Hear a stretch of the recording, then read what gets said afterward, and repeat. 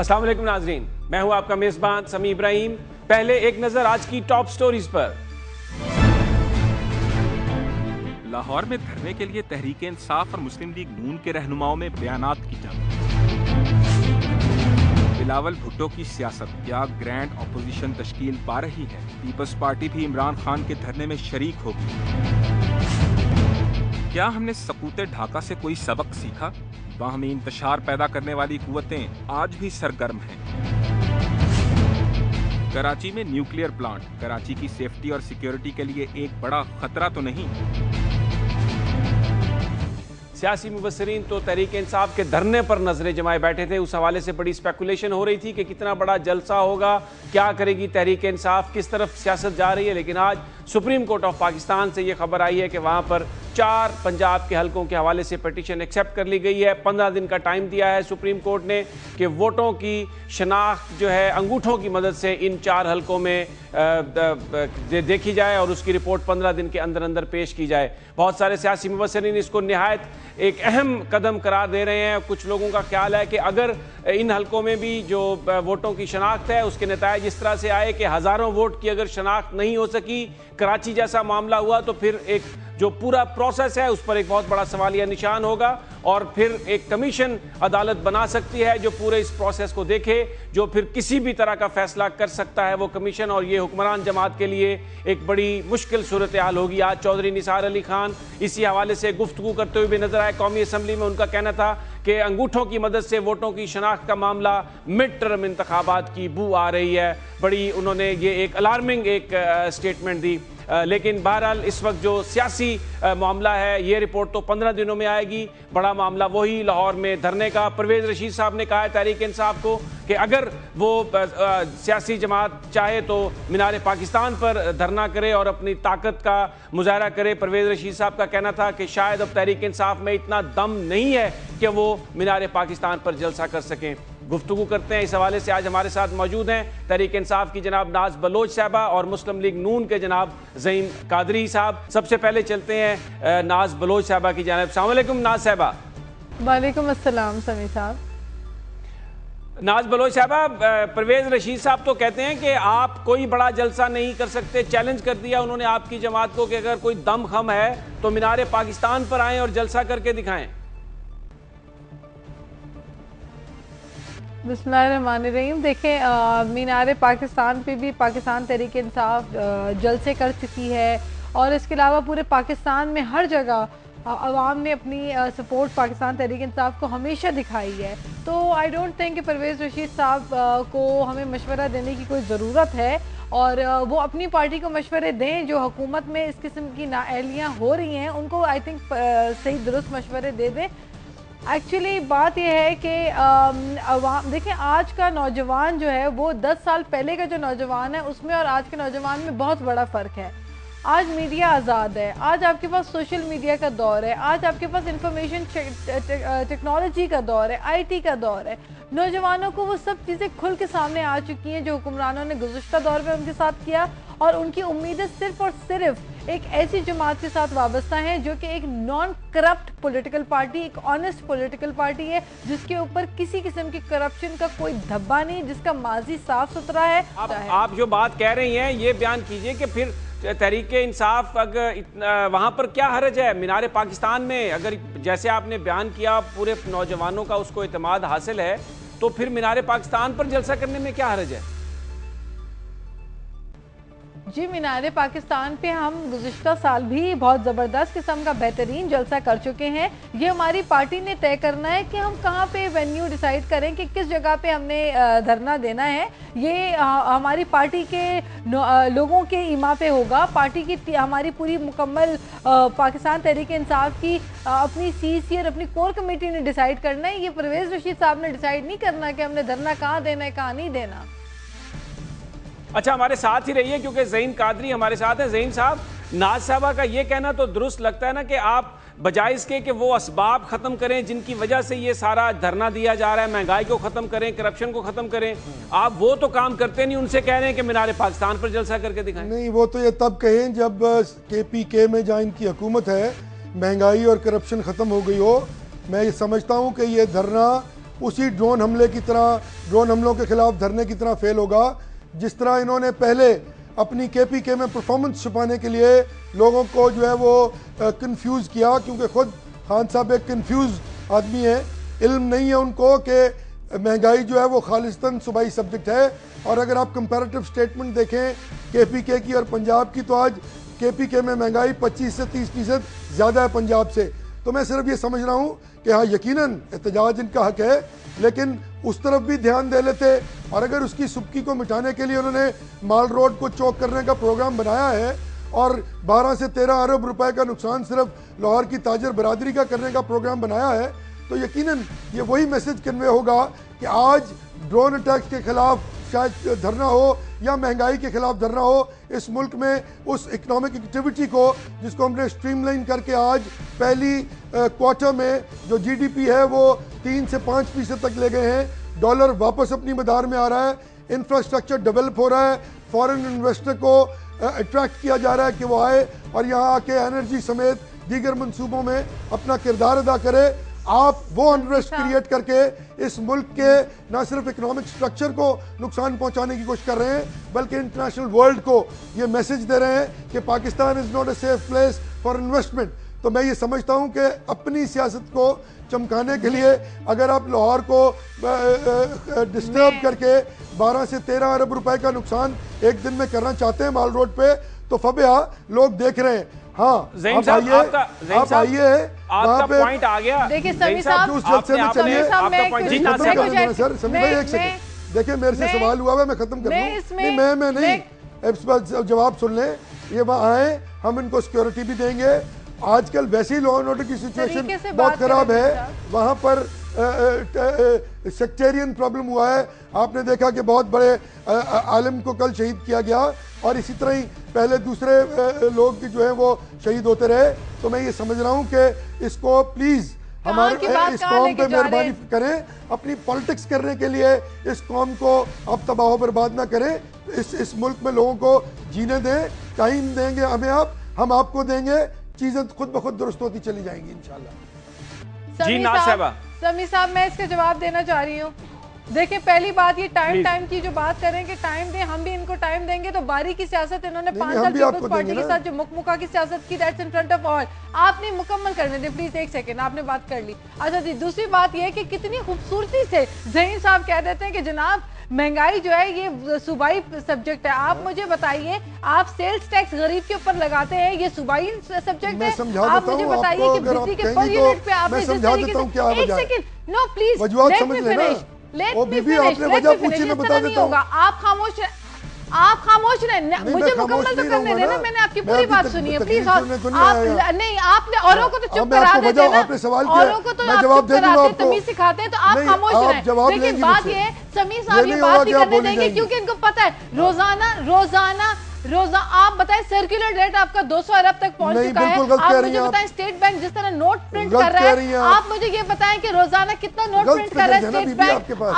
Please مہنگائی inflation آپ کی انفلیشن ڈبل ڈیجٹ پہ پہنچ گئی. یہ میں غلط کہہ رہی ہوں، یہ میں غلط کہہ رہی ہوں. انفلیشن ڈبل ڈیجٹ پہ پہنچ گئی.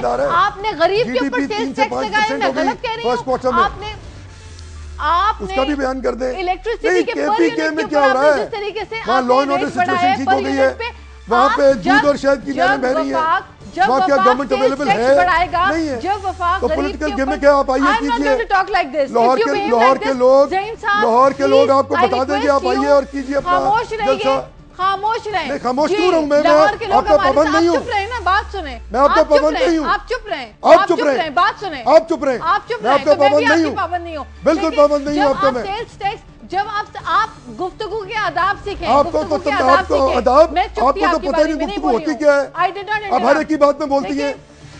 بات یہ کہ آپ سوال کرتی ہوں جواب نہیں لے رہی ہیں. ٹیکس غریب پہ آپ لگاتے ہیں، غریب نوٹ پہ پرنٹ لگاتے آپ ہیں. کرتے ہیں، انفلیشن تو بھائی آپ تھائی کچھ نہیں کیا کرتے.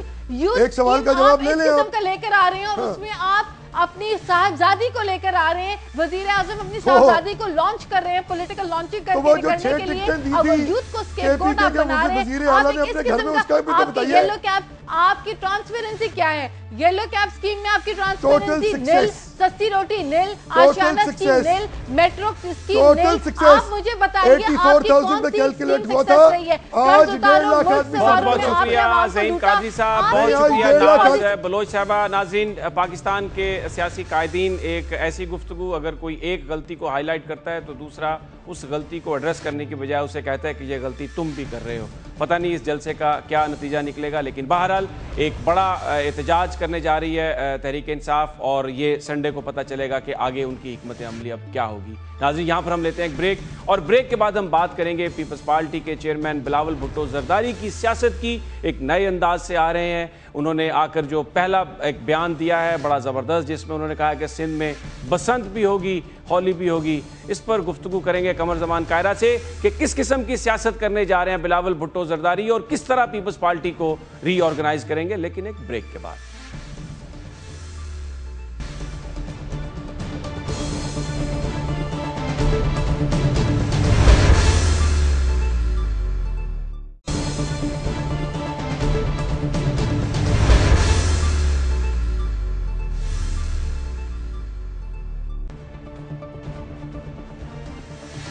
گیارہ مئی کو ہونے والے عام انتخابات میں پیپلز پارٹی کی کارکردگی بہتر نہیں تھی. سندھ میں تو الیکشن جیتا لیکن پنجاب میں برے طریقے سے ہار گئے. دوسرے صوبوں سے بھی ایسے ہی نتائج آئے. بہت سارے سیاسی مبصرین کا کہنا تھا کہ اس شکست کی دو وجوہات تھیں. ایک تو پیپلز پارٹی کی اپنی بری پرفارمنس، لیکن دوسرا جو ایک بڑا اہم نقطہ وہ یہ تھا کہ پہلا موقع تھا بھٹو خاندان کا کوئی فرد پیپلز پارٹی کے کارکنوں کو ایکٹیویٹ کرنے کے لیے کیمپین کی قیادت نہیں کر رہا تھا. ایک پارٹی ایسی تھی جس کے پاس لیڈر نہیں تھا. بلاول کیونکہ چھوٹے تھے اور آصف زرداری صدارت کے منصب پر فائز تھے، اس لیے الیکشن کیمپین نہیں چل سکی. اب بلاول 25 سال کے ہو چکے، اس کے بعد سیاست میں انہوں نے ایکٹیولی حصہ لیا ہے اور گزشتہ چند ہفتوں سے وہ بالخصوص طور پر سیاسی معاملات پر بیان دیتے ہوئے نظر آتے ہیں. ایک سندھ فیسٹیول کا افتتاح کرتے ہوئے انہوں نے کہا کہ فروری میں ایک بڑا ہم کلچرل ایونٹ کریں گے جس میں وزیر اعظم کو بھی بلائیں گے اور جو 5000 سال پرانی سندھ کی اس خطے کی تاریخ ہے اس کو پریزرو کریں گے. انہوں نے کہا بسنت بھی منائیں گے، ہولی بھی منائیں گے.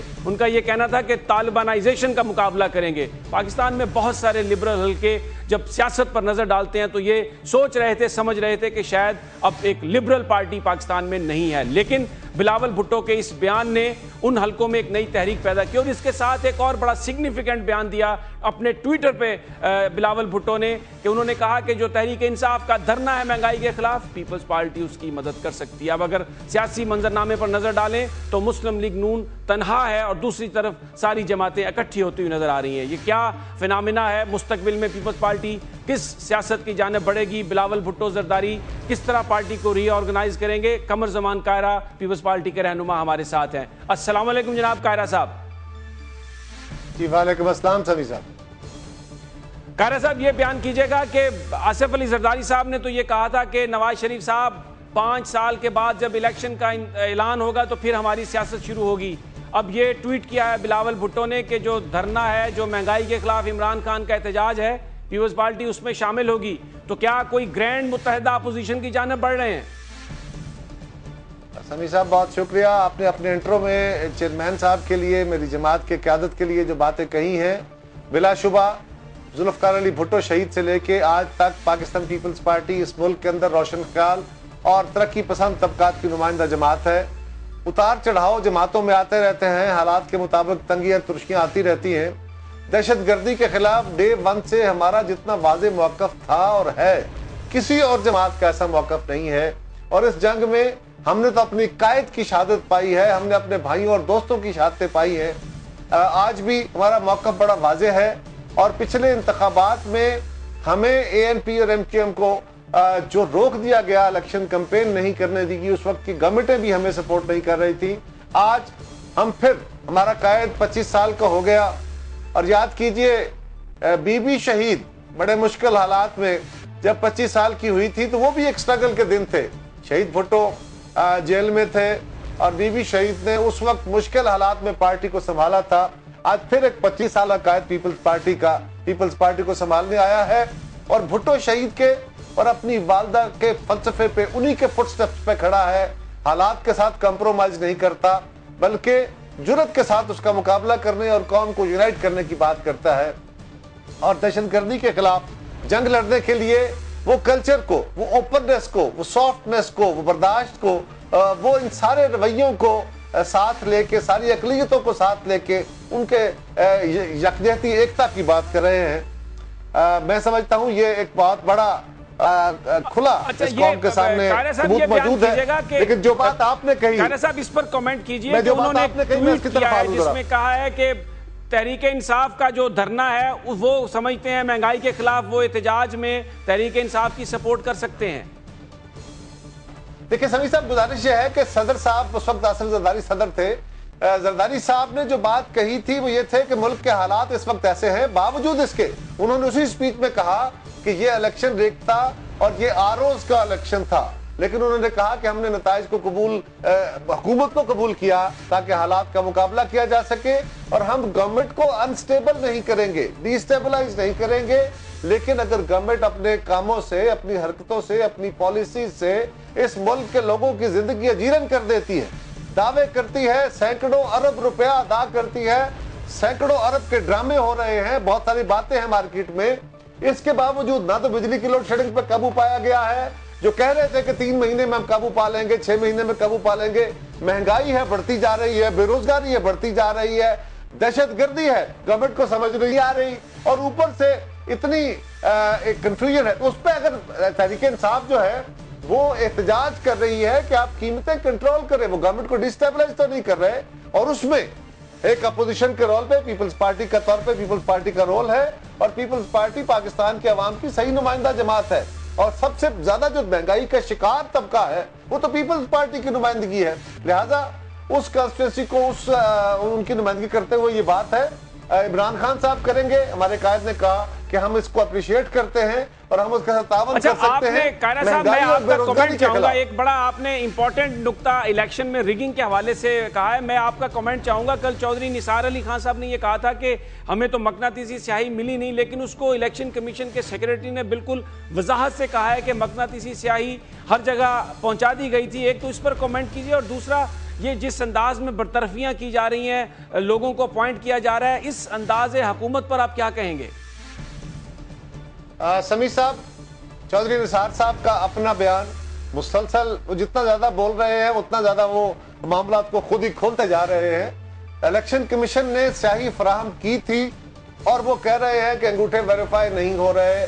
चेयरमैन नादरा एक इंतहाई शरीफ आदमी, एक इंतहाई बड़े बाप के बेटे, आला तालीम याफ्ता हैं, उनको टेक्नोलॉजी की स्किल भी मौजूद है, उनके पास डिग्रियां मौजूद हैं, वो बिजनेस एडमिनिस्ट्रेशन की भी स्किल मौजूद है, वो क्वालिफाई करते हैं। उनके साथ इख्तलाफ क्या है? उनको चीफ मिनिस्टर और सीनियर मिनिस्टर पंजाब अगर बुला के धमकियां देते हैं, उनकी बात मान लो तो ठीक है, वरना एक देखे ना क्या घनावनी बात है कि पीपल्स पार्टी के जी कायद के ये एडवाइजर रहे। अरे बंदा जो शख्स बीबी शहीद का एडवाइजर था वो तो बड़ा लायक और फायक आदमी होगा ना, तब बीबी ने अपना एडवाइजर बनाया होगा। पीपल्स पार्टी का साथी होना या पीपल्स पार्टी के साथ किसी वक्त काम करना जुर्म है क्या? पीपल्स पार्टी के साथ ये सोच रखने वाले लोग ये मुल्क छोड़ जाए, वो लोग जिनका पीपल्स पार्टी से तल्लुक है, उनका इस सियासत पर कोई हक नहीं है, उन पर दरवाजे बंद कर दिए जाएंगे। ये क्या बात हुई? और चौधरी साहब ने खुद कहा कि 70 से 80 हजार वोट हर हल्के में वेरीफाई नहीं हो सकता। अगर इसको बेस बना ले तो फिर इलेक्शन क्या था? उनको हटाने के लिए जो भद्दा तरीका इख्तियार किया गया, रात को 1 बजे दफ्तर खुले। अब चौधरी साहब कह रहे हैं कि नहीं ऐसा कुछ नहीं हुआ, तो फिर अदालत ने क्यों स्टे दे दिया? उसके बाद अब मजीद एक काम हुआ कि उन्होंने चेयरमैन पैमरा को हटा दिया गया। मैं उस वक्त इंचार्ज मिनिस्टर था जब चेयरमैन पैमरा को लगाया गया। अब जरा गौर कीजिए, 3 अफराद की समरी मेरे जरिए गई थी और मैं उसको ऑन करता हूं। 3 अफराद की समरी गई थी और एक शख्स, क्वालिफिकेशन क्या होनी चाहिए कि उसको इन्फॉर्मेशन की खबर हो, वो इलेक्ट्रॉनिक और प्रिंट मीडिया को जानता हो, उसके बारे में मुकम्मल आगाही रखता हो। एक शख्स जो CSS करता है, 17वें ग्रेड में भर्ती होता है, 22वें ग्रेड में रिटायर होता है। पाकिस्तान के हर इदारे जो पब्लिकेशंस के साथ ताल्लुक रखता है, जो मीडिया से ताल्लुक रखता है, भले उसका ताल्लुक रेडियो पाकिस्तान हो, APP हो, या उसका ताल्लुक वो चेयरमैन PTV रहे, वो APP के चेयरमैन रहे, वो रेडियो पाकिस्तान के इंचार्ज रहे, वो सारे महकमों पे काम करते हुए। कायरा साहब, मेरे पास वक्त की कमी है, आप यकीनन एक बड़े अहम नुक्ते पर बात कर रहे हैं, लेकिन क्योंकि मेरे पास वक्त की कमी है इसलिए नाज़रीन हम लेते हैं एक ब्रेक, और ब्रेक के बाद एक और अहम मामला कराची के हवाले से, वहां पर न्यूक्लियर पावर प्लांट्स लगाए जा रहे हैं, लेकिन بہت سارے جو ایکسپرٹس ہیں انہوں نے یہ ایشو ریز کیا ہے کہ کراچی کی سیفٹی اور سیکیورٹی کا کیا ہوگا. کیا کراچی کے لیے کوئی ایویکویشن پلان بھی بنایا گیا ہے؟ کیونکہ جاپان میں جب سونامی آئی اور وہاں پر نیوکلیئر پلانٹس کو نقصان پہنچا تو اس سے لاکھوں لوگ متاثر ہوئے. کیا حکومت کر رہی ہے اور کیا نقصانات ہو سکتے ہیں اگر کوئی مناسب منصوبہ بندی نہیں کی گئی؟ اس پر گفتگو کریں گے ایک مختصر سی بریک کے بعد پروفیسر پرویز ہود بھائی سے. بریک کے بعد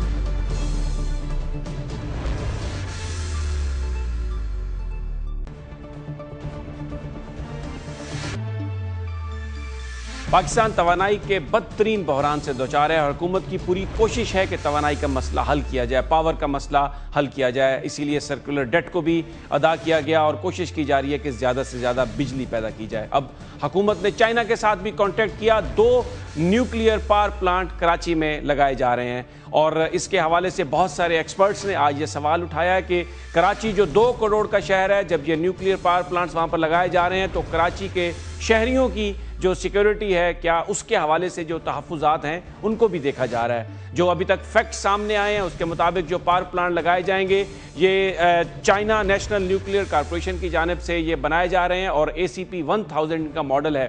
یہ جو پاور پلانٹ ہیں یہ ابھی چائنا میں بھی نہیں لگائے گئے. ان کا ڈیزائن اور ان کی سیکیورٹی کے حوالے سے جو کچھ بھی ہے وہ صرف کمپیوٹرز میں ہے اور پاکستان میں یہ سب سے پہلے پلانٹ ہوں گے. نیو یارک ٹائمز یہ لکھتا ہے کہ اگر یہ پلانٹ کامیاب ہو گئے تو یقیناً چائنا پوری دنیا میں ان پلانٹس کو بیچے گا اور یہ اس کے لیے ایک بہت بڑی گڈ ول ہوگی. لیکن خدا نہ خواستہ اگر یہ پلانٹ کامیاب نہ ہوئے اور خاص طور پر کراچی جیسے شہر میں جس کے بارے میں ایکسپرٹ یہ کہہ رہے ہیں کہ اگلے 3-4 سال میں ایک بڑی سونامی کا خطرہ ہے اور جب سونامی آتی ہے تو ہم نے دیکھا 2011 میں جاپان میں فوکوشیما پلانٹ جو کئی دہائیوں سے اس ٹیکنالوجی کے مطابق چلائے جا رہے تھے، بڑے اس میں زبردست قسم کے سیکیورٹی اور سیفٹی سٹینڈرڈ سے، لیکن اس کے باوجود بھی وہاں پر 2 لاکھ افراد کو منتقل کرنا پڑا، ایویکویشن کرنی پڑی.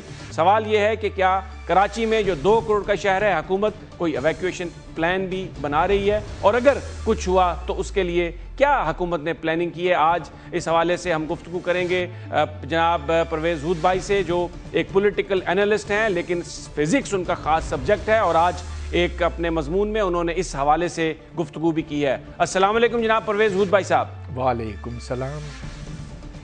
پرویز صاحب، بڑا امپورٹنٹ ایشو کہ بہت سارے جو کنسرن ہیں سیکیورٹی کے، آپ کا یہ کہنا ہے کہ حکومت کو ضرور ان کو پہلے ایڈریس کرنا چاہیے. اس میں کوئی شک نہیں کہ جو نیوکلیئر پاور پلانٹ ہیں یہ بجلی بھی پیدا کریں گے، ہمارے مسئلے کا حل بھی ہوں گے. جو کراچی میں اس وقت ہو رہا ہے آپ یہ بتائیے گا کہ جو سیکیورٹی اور سیفٹی کے جو سٹینڈرڈز ہیں کیا کہتے ہیں آپ؟ ایسا پاور پلانٹ کبھی چائنا میں نہیں بنایا گیا، وہاں نہیں لگا اور چائنا ایک طرح کا یہاں پر تجربہ کر رہا ہے ہم پر. اگر یہ پلانٹ کامیاب ہوتا جیسا کہ آپ نے بتایا تو پھر چین کے لیے ایک مارکیٹ کھلے گا جس میں وہ بہت سارے نیوکلیئر پاور پلانٹس اس طرح کے بیچ سکے گا. لیکن اگر خدا نہ خواستہ کچھ ہوتا ہے تو پھر کراچی کے لوگوں کو سارا اس کا جو کچھ ہوتا ہے وہ سہنا پڑے گا. اور جیسا کہ ہم نے دیکھا فوکوشیما میں، وہاں تو نیوکلیئر پاور پلانٹ پھٹا نہیں لیکن ادھر جو فضلہ پڑا ہوا تھا اس پر جب پانی پڑا اور جب ایمرجنسی کولنگ سسٹم وہاں رک گیا تو ادھر ایک قیامت جیسی صورتحال پیدا ہوئی تھی. لیکن فوکوشیما تو بس جاپان کے ایک دور دراز علاقے میں واقع ہے، جبکہ کراچی 2 کروڑ کا شہر ہے اور ادھر سے بھاگنے کا تو کوئی رستہ ہی نہیں. تو اس وقت نیوکلیئر پاور پلانٹ جو لگائے جا رہے ہیں شاید اگر یہ لگ جائے تو کراچی میں جو شہری آبادی اور پلانٹ کے درمیان جو ڈسٹنس ہے یہ پوری دنیا میں سب سے زیادہ کم ترین ہوگا. یعنی امریکہ میں کم از کم جو ڈسٹنس ہے وہ 80 کلومیٹر ہونا چاہیے اور یہ تو صرف 40 کلومیٹر کا فاصلہ ہے کراچی سے. نہیں 40 کلومیٹر کا فاصلہ نہیں ہے. اب تو کراچی اس نیوکلیئر پاور پلانٹ کے ارد گرد اور بڑھتا چلا جا رہا ہے. تو جہاں یہ لگانے کا ارادہ ہے پیراڈائز پوائنٹ یا اس سے پہلے ہاکس بے، تو وہاں پر بھی اب آبادی بہت تیزی سے بڑھ رہی ہے. دوسرے یہ کہ ہوا کا رخ سمندر سے شہر کی طرف ہوتا ہے اور اکثر ایسے ہوتا ہے، لہٰذا اگر وہاں سے کوئی تابکاری نکلتی ہے تو پھر ہوا کی وجہ سے وہ سارے شہر کے اندر داخل ہو جائے گی، اور اس کے اثرات تو ہم ہیروشیما کے زمانے سے جانتے ہیں کہ طرح طرح کی خرابیاں اس سے پیدا ہوتی ہیں. اس سے جو جینیاتی ساخت ہے انسان کی وہ بدلتی ہے بلکہ، اور اس سے بہت بڑے پیمانے پہ تباہی آتی ہے. ہم نے یہ دیکھا تھا کہ جب چرنوبل سے تابکاری خارج ہوئی تھی تو وہ سارے یورپ میں پھیل گئی تھی، اور روس کا شہر جو کیو تھا یوکرین میں، اس شہر کے آس پاس بہت سے علاقوں کو خالی کرنا پڑا. آج فوکوشیما کے ارد گرد بھی ایک 20 کلومیٹر کے دائرے کے اندر وہاں کسی کو جانے کی اجازت نہیں ہے.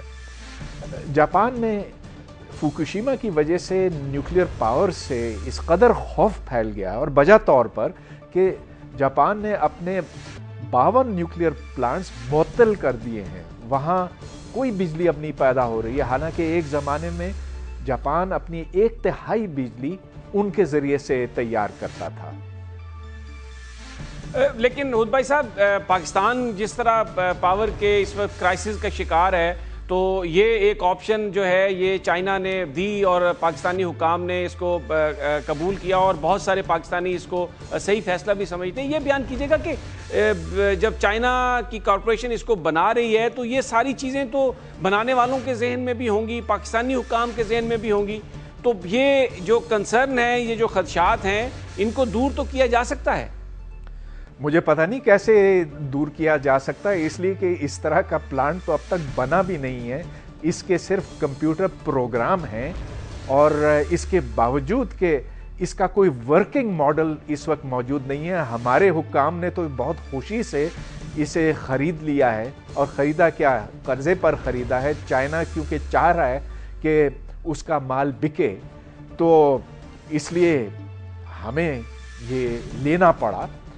آپ یہ بھی یاد رکھیں کہ ہم نے چین سے جو ریلوے کے انجن خریدے تھے وہ بھی تو 2 نمبری مال تھا نا. یہاں پر مسئلہ یہ ہے کہ ٹھیک ہے، اگر آپ کا ریلوے کا انجن چلتا نہیں ہے تو آپ اس کو ایک طرف کر دیں گے. یہاں پر مسئلہ یہ ہے کہ اگر اس ری ایکٹر کے اندر کوئی خرابی پیدا ہوتی ہے، اور وہ خرابی اتنی زیادہ ہے کہ وہاں کوئی چھوٹا موٹا دھماکہ ہوتا ہے، میں کہہ رہا ہوں چھوٹا موٹا ہی کافی ہے، اس لیے کہ وہاں سے پھر جو تابکاری نکلے گی اس کو پھر روکنے والی کوئی چیز نہیں ہوگی. اور یہ بھی آپ یاد رکھیں کہ حالانکہ ہمیں توانائی کی ضرورت ہے اور شدید ضرورت ہے، لیکن اس کو پیدا کرنے کے اور طریقے بھی ہیں. یہ تو ایک انتہائی مہنگا طریقہ ہے. یہ دیکھ لیجئے کہ یہ جو 2 نیوکلیئر پاور پلانٹس ہیں، ان کے اوپر تقریباً $10 ارب کی لاگت آئے گی، جو پاکستان خود نہیں دے سکتا. لہٰذا چین نے اس کو رعایتی قسطوں پر دینے کا ارادہ کیا ہے. بہت بہت شکریہ پرویز ہود بھائی صاحب، بہت شکریہ. بڑا اہم معاملہ. یقیناً پاکستان میں انرجی کا کرائسس بھی ہے، اور نیوکلیئر پاور پلانٹ سے بجلی بنانے کے لیے پاکستان میں ایک واضح طور پر اس کی حمایت بھی موجود ہے، لیکن بجا طور پر یہ بات ہے کہ نیوکلیئر پلانٹ لگانے سے پہلے یہ دیکھنا نہایت ضروری ہے کہ جو سیفٹی اور سیکیورٹی لوگوں کی اس کا بندوبست کیا جائے، اور کوشش کی جائے کہ شہری علاقے سے اس کو دور دراز مقام پر لگایا جائے، تاکہ اگر کوئی خدا نخواستہ واقعہ ہو بھی صحیح تو انسانی زندگیوں کی اس میں کہیں کوئی اس میں نقصان نہ ہو. ناظرین، یہاں پر ہم لیتے ہیں ایک بریک، اور بریک کے بعد ہم بات کریں گے سقوط ڈھاکہ کی. یہی مہینہ تھا، یہی دن تھے 1971 میں، جب پاکستان 2 ٹکڑے ہو گیا تھا. مشرقی پاکستان بنگلہ دیش بن گیا تھا. آج بھی وطن عزیز میں کئی مشکل صورتحال ہیں. اس پر بات کریں گے کہ کیا ہم نے اپنے ماضی کے تجربوں سے کچھ سیکھا، کیا ہم صحیح سمت جا رہے ہیں، لیکن ایک مختصر سی بریک کے بعد.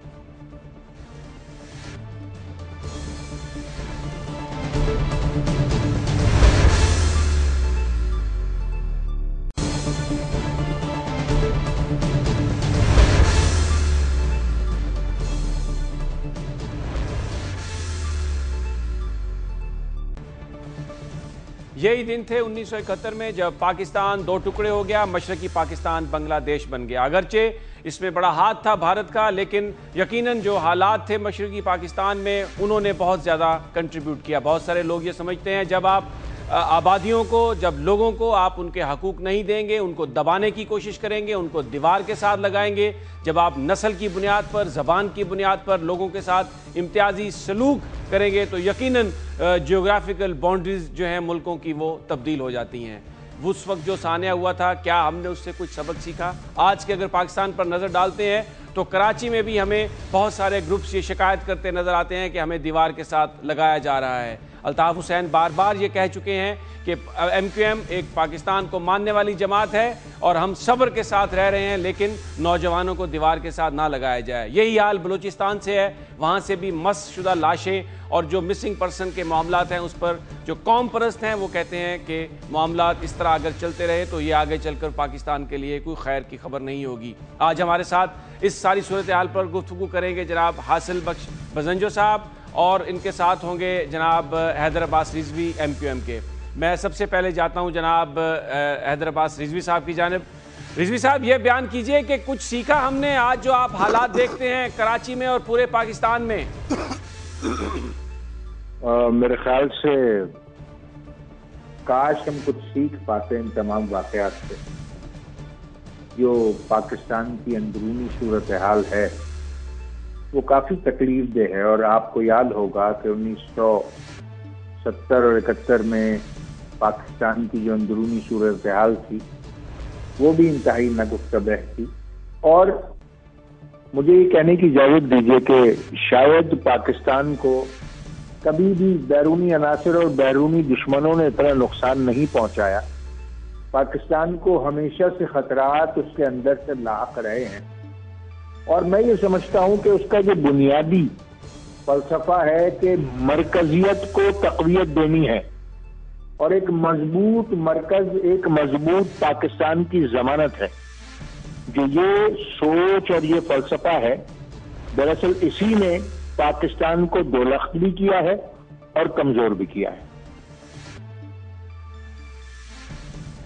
बहुत ये आपने इम्पोर्टेंट नुक्ता उठाया रिजवी साहब। हासिल बजंजो साहब, आपका जो सूबा है वहाँ से भी लोगों को बड़ी कंप्लेंट्स हैं और मस्शुदा लाशें और मिसिंग पर्सन, ये सारी सूरत हाल। क्या अब ये जो नई हुकूमत आई है, आपने तो बल्दियाती इंतखाब भी करवाया, आप समझते हैं आज का पाकिस्तान अब सही सिमत जा रहा है?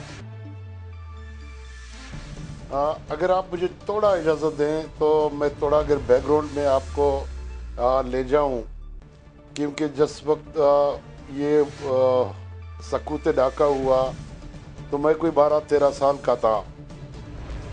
देखें, आपका ये स्टेटमेंट कि पाकिस्तान टूटा, ये मैं इसको नहीं मानता हूँ। हमने पाकिस्तान तोड़ा, पाकिस्तान टूटा नहीं। पाकिस्तान, मगरबी पाकिस्तान ने मशरकी पाकिस्तान को ज़बरदस्ती अलहदा करके तोड़ा, और आज उसकी जिम्मेदार जो है, मैं समझता हूँ कि उस वक्त की मगरबी पाकिस्तान की लीडरशिप थी। मेरा थोड़ा सा एक बिलावास्ता एक ताल्लुक है इस सकूत डाके से। आप लोगों को याद होगा कि जुल्फ़िकार अली भुट्टो ने एक लफ्ज़ इस्तेमाल किया था कि जो लोग बंगाल जाएंगे हम उनके पाँव तोड़ेंगे। और आपको इत्ला के लिए अर्ज़ है कि वो लोग जो उस वक्त वहाँ गए डाका, उनमें 2 आदमी थे। एक खान अब्दुल वली खान था और एक मीर गौसबख्श बजंजो था जो मेरे फादर थे। उन्होंने कहा कि जब हम दान मंडी गए, जब हमने शेख मुजीब से मुलाकात की तो हमने शेख मुजीब से कहा कि भाई आप पाकिस्तान को न तोड़े। तो शेख मुजीब रहमान ने कहा कि तुम 2 ऐसे लोग, जब पाकिस्तान बन रहा था आप दोनों पाकिस्तान के मुखालिफ थे। मैं वो मुस्लिम लीगी जो गली गली घूम के मैंने पाकिस्तान बनाया था, मैं ये कैसे सोच सकता हूँ कि मैं पाकिस्तान तोड़ रहा हूँ। मगर मैं आपको कसम का के कहता हूँ कि मगरबी पाकिस्तान की जो हुक्मरान लीडरशिप है, उन्होंने ये फैसला किया है कि बंगालियों को भगाना है। मुझे आप लोग गिरफ्तार करवा लें, कुछ भी कर लें, मैं पाकिस्तान नहीं तोड़ना चाहता, मगर हमें धक्का देके निकाला जा रहा है। اور دوسری بات میں آپ سے بزنجو صاحب کروں کہ ہمارے اگر ساتھ اس ہی سلسلے رہیے، میں ہمارے ساتھ رہیے. میں رضوی صاحب آپ سے یہ پوچھنا چاہتا ہوں کہ یہ جو گفتگو آپ نے سنی بزنجو صاحب کی، کیا اس وقت جو پاکستان میں جو حکمران طبقہ ہے، کیا وہ کسی قوم کو بھگانے کی کوشش تو نہیں کر رہا پاکستان سے؟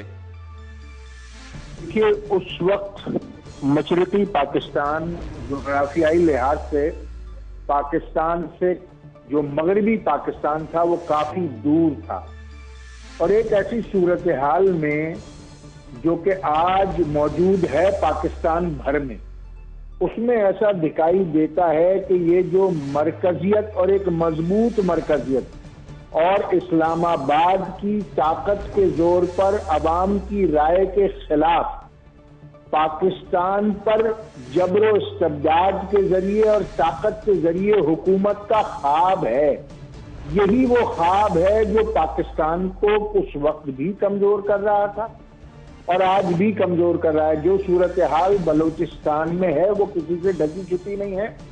بنگالی کو یہ کہہ کر علیحدہ کیا گیا، حاصل نے بالکل ٹھیک کہا کہ وہ بھوکا بنگالی ہے، اور بہت سارے لوگوں کو بھوکا ننگا ہونے کا تانا یہاں پر بھی مل چکا ہے. تو اس طرح کی جو چیزیں ہیں وہ پاکستان کی سالمیت کے لیے نقصان دہ ہیں اور پاکستان کی انٹیگریٹی کو کمزور کرتی ہیں.